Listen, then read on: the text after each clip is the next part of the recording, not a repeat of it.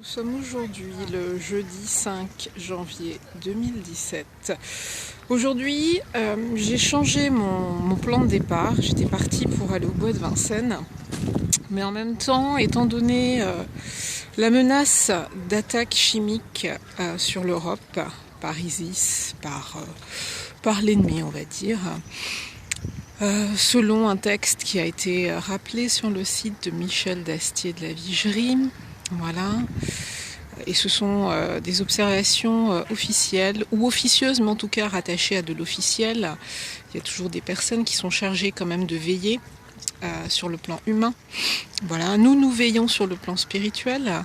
Moi j'aspire en tout cas, mais il y a des gens qui veillent depuis très longtemps en Christ. Eh bien, voilà, selon cette veille humaine, il y a un risque très important d'attaque chimique sur l'Europe. Et donc du coup je me dis le métro, les nombreux kilomètres de couloirs qui ne peuvent pas être surveillés en permanence peuvent être une cible essentielle, d'autant plus que l'année dernière a été découvert un des plans du métro, peut-être pas parisien ou parisien, je ne sais plus, au domicile certainement de perquisition d'un présumé membre d'organisations terroristes, etc. Donc le métro est en ligne de mire et je pense qu'il faut maintenant s'extraire du métro. Ça fait un moment que je le pense et que je le dis, c'est pour ça que vraiment j'aspire à acquérir un scooter. Donc là je remets entre les mains de Dieu vraiment parce que j'hésite entre plusieurs modèles, entre plusieurs concessionnaires. Donc que Jéhovah gérer, le Dieu qui pourvoit. Voilà, que mes finances soient entre ses mains. Pendant que moi je m'occupe de son royaume, je suis venue ici de fait, au lieu d'aller au bois de Vincennes. Je me suis dit je suis quand même beaucoup plus proche d'un très grand espace parisien qui n'est pas si loin de chez moi. Alors certes il vaut mieux prendre un bus, parce qu'à 10h je dois faire quelque chose à partir de 10h. Voilà, mais en tous les cas, je suis donc venue ici, au Jardin du Luxembourg, à proximité duquel se trouve le Sénat. Et dernièrement, toujours via le site de Michel Dastier, de la Vigerie, j'ai lu quelque chose, je crois, ou peut-être un autre article ailleurs, mais en tout cas j'ai lu, donc je sais, qu'un proche de François Fillon, qui est un présumé pour l'élection présidentielle française de cette année, un très proche de François Fillon, qui est également chrétien, protestant plutôt, et pratiquant manifestement, vraiment s'engageait, était parti d'ailleurs en Israël dernièrement, et était un homme de soutien à Israël. Et il ne faut pas oublier qu'Israël est le pays de Dieu, le pays que Dieu a choisi, le pays où Dieu se trouve, aussi, mais c'est son pays, c'est là qu'il est essentiellement, et tout a commencé à partir de là. Voilà, donc toute personne qui sera favorable à Israël est une personne que l'on peut discerner comme étant du côté de Dieu. Donc je prie et je bénis cet homme, vraiment Père éternel, je bénis cet homme qui s'est levé pour affirmer son appui à ce petit pays tellement courageux.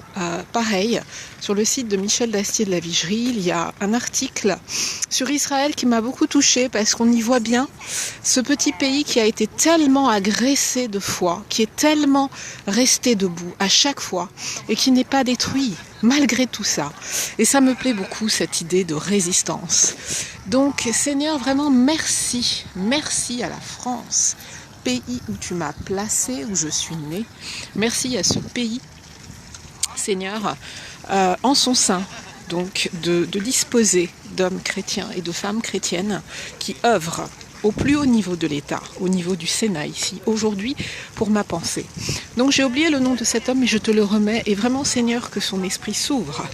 Puisses-tu activer son esprit, puisses-tu activer tous les esprits, Père éternel, de tous ceux en ce pays, en ce monde, dont ton esprit est déjà connecté à ton esprit avec un grand E, Seigneur.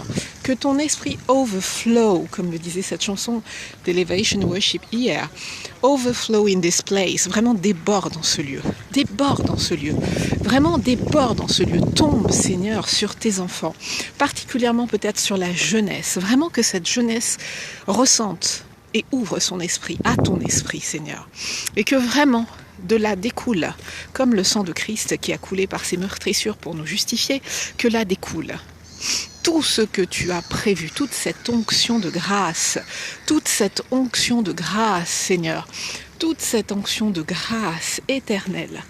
Père éternel, que ta volonté soit, mais vraiment en ce jour je prie, pour que ton esprit se déverse, pour que le réveil soit, pour qu'un vent de grâce coule sur ce pays.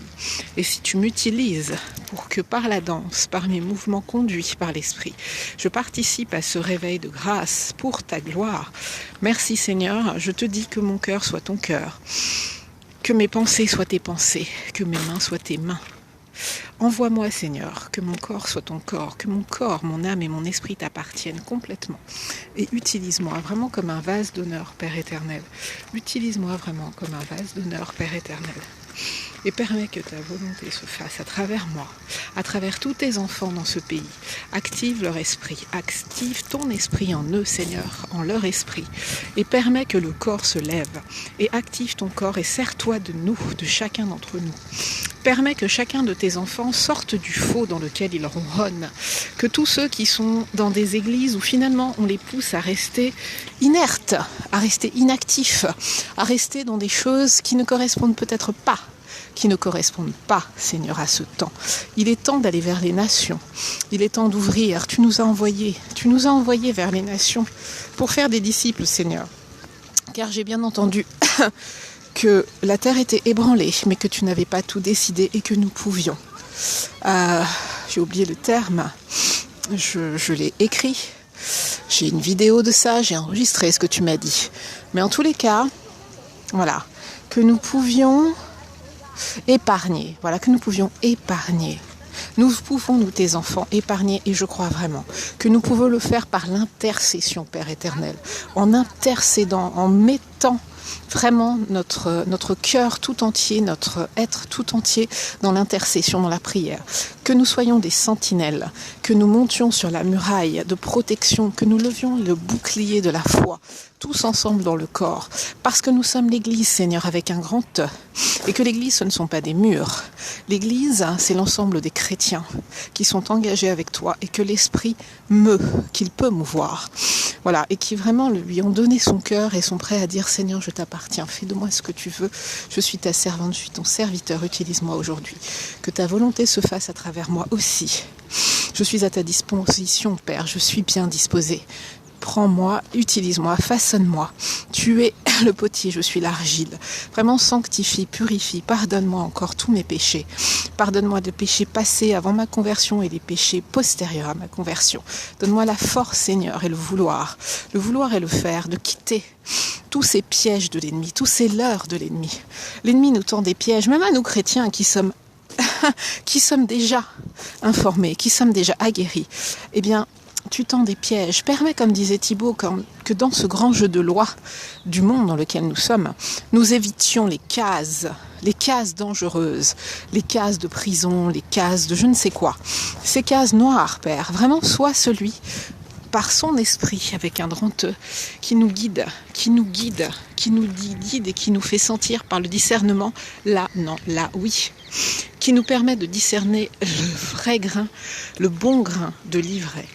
Mon Père éternel, conduis-nous Seigneur, conduis-nous,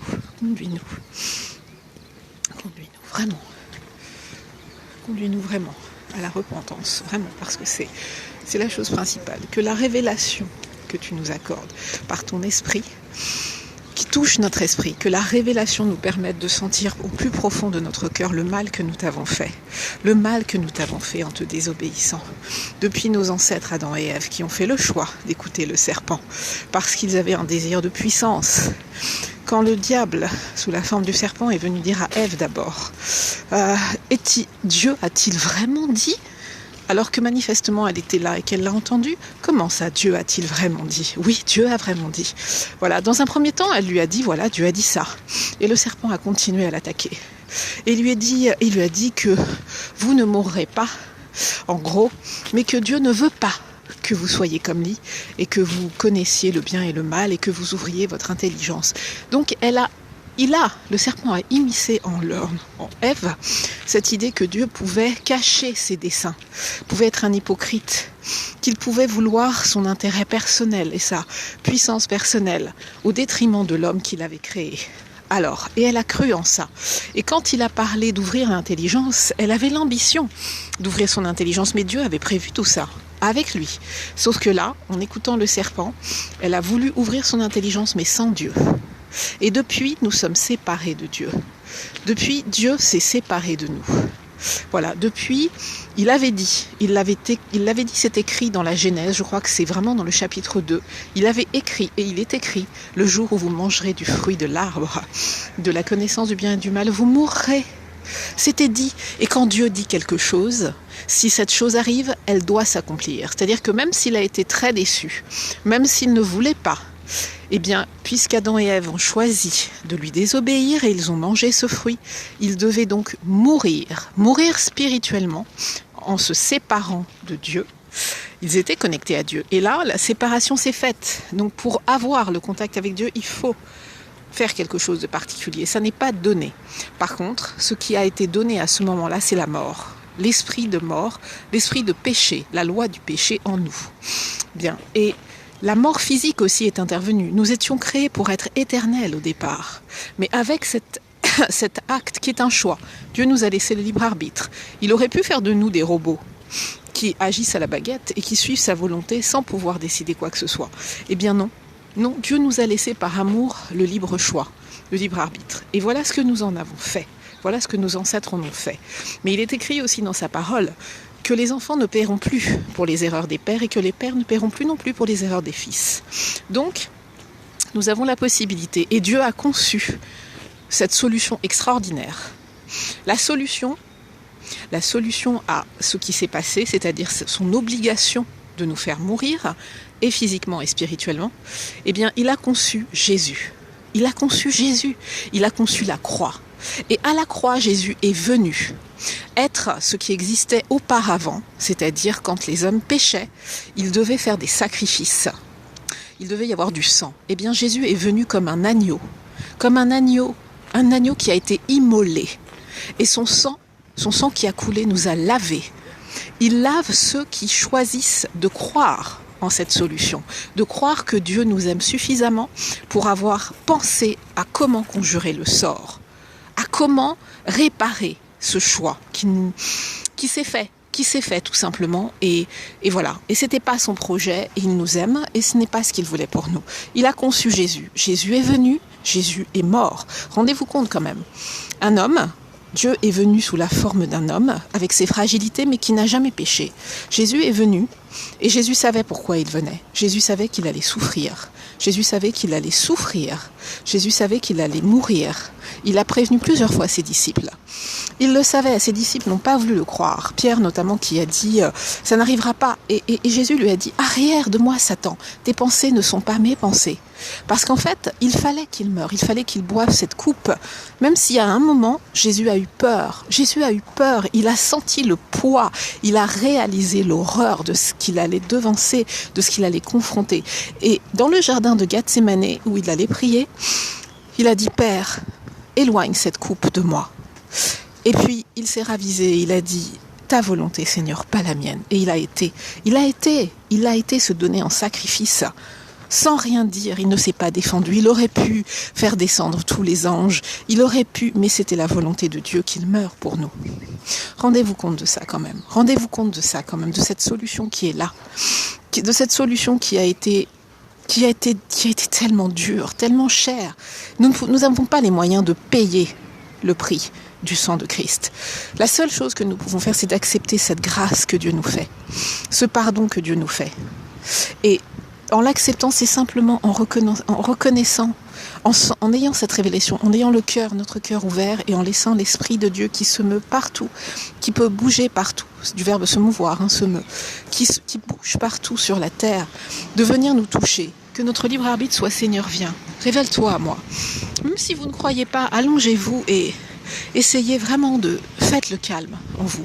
D'abord, les idées vont venir dans tous les sens. Ensuite, il y a un moment où ça va se calmer. Et à ce moment-là, ouvrez votre cœur et dites, Seigneur, Seigneur, si tu existes, j'ai du mal à te croire, j'ai du mal à croire que tu existes, mais quand même, je voudrais quand même essayer de saisir cette solution, parce que le monde est dur et là, nous allons au-devant de choses terribles. Puisses-tu dire, Seigneur, si tu existes, révèle-toi à moi. Révèle-toi à moi. Révèle-toi à moi, Seigneur, je t'en conjure. Et là, si son esprit se révèle à vous, et il ne demande que ça, parce que Dieu ne veut pas que le méchant, entre guillemets, meure, mais qu'il vive, et qu'il se repente d'abord, et qu'il vive. Alors, vraiment, si vous arrivez à recevoir la révélation de l'esprit en ouvrant votre cœur, eh bien vous saurez, vous sentirez toute la douleur de Christ pour nous. Et vous aurez honte, et vous demanderez pardon, et vous vous repentirez de ça. Parce que au jour d'aujourd'hui, vous continuez à pécher. Vous continuez avec votre libre arbitre à choisir des choses que Dieu ne veut pas. Dieu a dit, il y a des choses qu'il n'aime pas. Lisez la Bible. 1000 pages. 1000 pages, ça représente du temps. Moi, j'ai mis 1 an et demi. Mais je ne suis pas quelqu'un qui a beaucoup de temps. Mais j'ai mis quand même, doucement. Je lisais 3 chapitres quand je pouvais, un seul au minimum, parfois 1 ligne. Mais j'ai mis 1 an et demi à lire cette Bible pour la première fois. 1000 pages. Il y a des gens qui lisent beaucoup plus de pages. Il y a des gens qui passent beaucoup de temps devant la télé, qui passent beaucoup de temps à regarder des trucs peut-être un peu futiles sur Internet. Vous avez le temps. Vous avez le temps si vous avez la chance de pouvoir lire, de voir, de comprendre. Même si on ne comprend pas tout, il y a beaucoup de mystères qui sont cachés dans cette parole, parce que cette parole est accessible à tous. Les satanistes lisent la Bible, mais Dieu a dit des choses, ce sont des perles.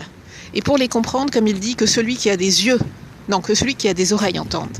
Parce que les oreilles spirituelles doivent s'ouvrir en nous quand l'Esprit de Dieu, avec un grand E, vient toucher notre esprit avec un petit E et l'ouvrir à son essence, à son existence. Et quand notre esprit s'ouvre, nous avons des yeux spirituels et nous voyons des choses que nous ne voyions pas auparavant. Et nos oreilles spirituelles s'ouvrent et nous entendons des choses que nous n'entendions pas, comme la voix de Dieu, par exemple, par son Saint-Esprit.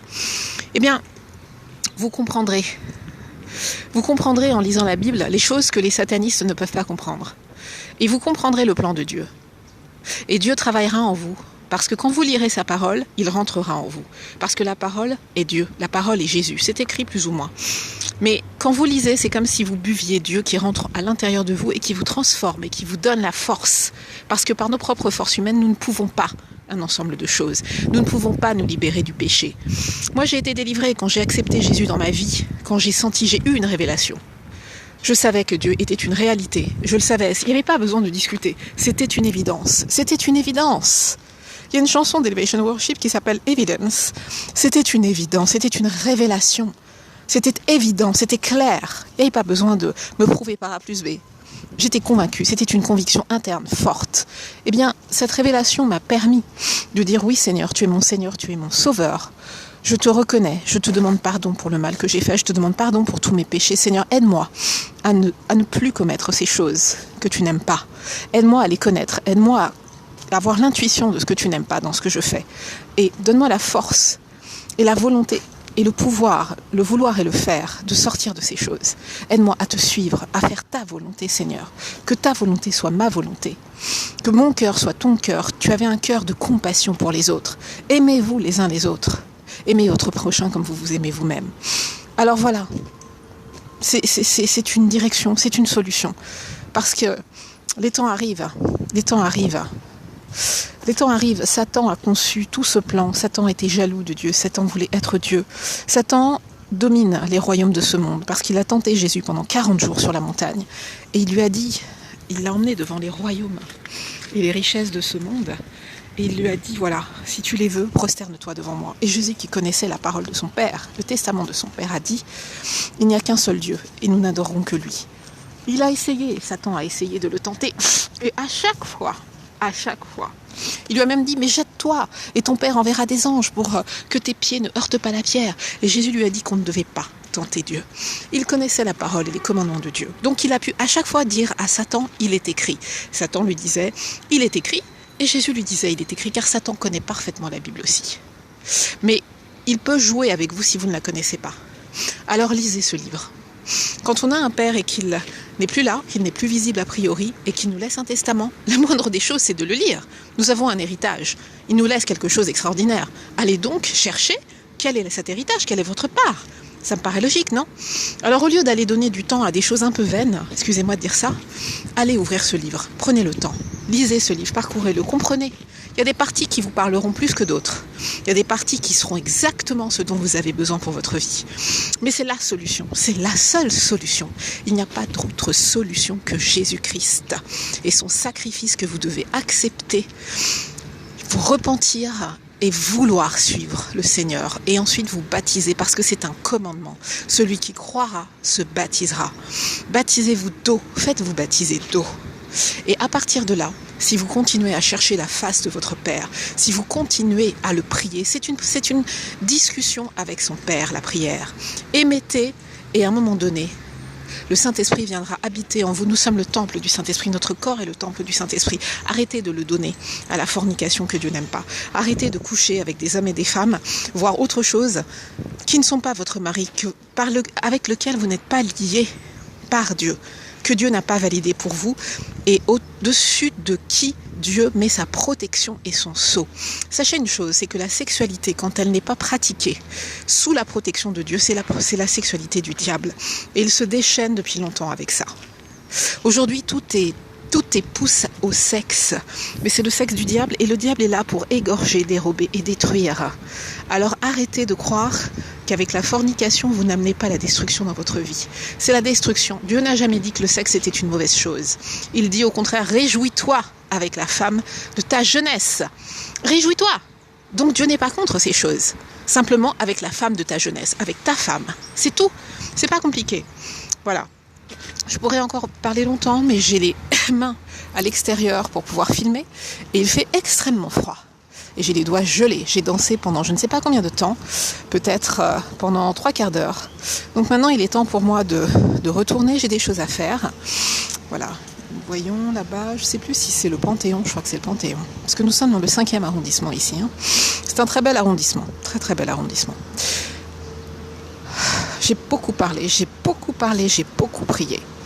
J'espère que cet enregistrement, parce que je vais en faire un enregistrement, et que Dieu couvre cet enregistrement, ce portable et ma personne, que je puisse emmener ça sur YouTube, sur cette plateforme qui est encore accessible. Parce qu'un jour, sachez-le bien, tous ces intermédiaires que vous aimez tant, toute cette technologie sera certainement inopérante. On ne pourra plus accéder ni à sa chaîne, ni à sa page de Facebook, ni à son Twitter, ni à son Instagram.